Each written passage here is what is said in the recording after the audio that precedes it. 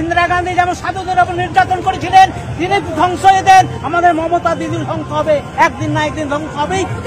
ওই বিনাশ সময় চলে এসছে।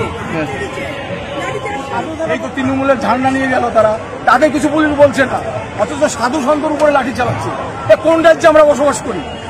আর বলছে আমরা বাঙালি, বাংলা নিয়ে আমাদের গর্ব। আমরা কি আমেরিকার থেকে আসছি?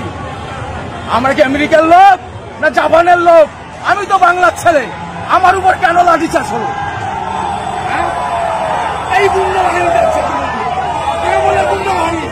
সব বাংলাদেশি, সব আমরা কি বলবো? চলো মারা হয়েছে আপনাদের, হর হর মহাদেব। মারা হয়েছে আপনাদের? হ্যাঁ, মারা হয়েছে আমাদের। সাধুদের উপর নির্যাতন হয়েছে। ইন্দিরা গান্ধী যেমন সাধুদের উপর নির্যাতন করেছিলেন, তিনি ধ্বংস হয়ে দেন, আমাদের মমতা দিদির ধ্বংস হবে, একদিন না একদিন ধ্বংস হবেই। ওই বিনাশ সময় চলে এসছে।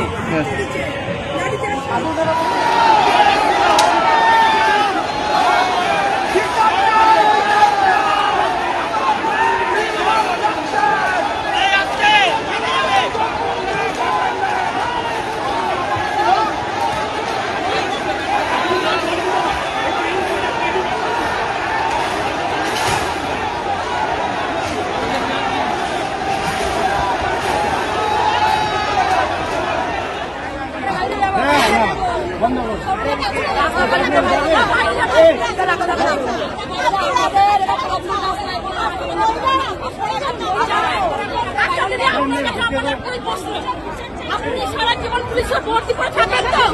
আপনার ঘরে মা বোন নাই তো? আপনার মেয়েরা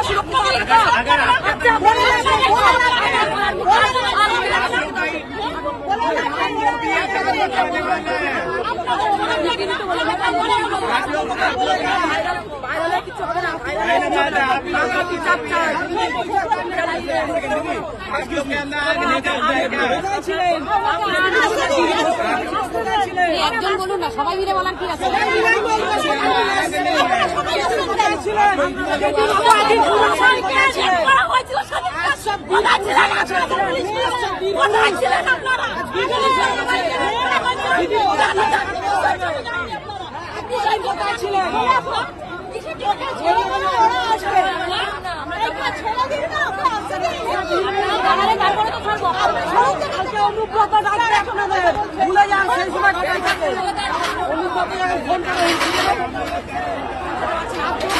आंदोलन कर रहे हैं हम लोग।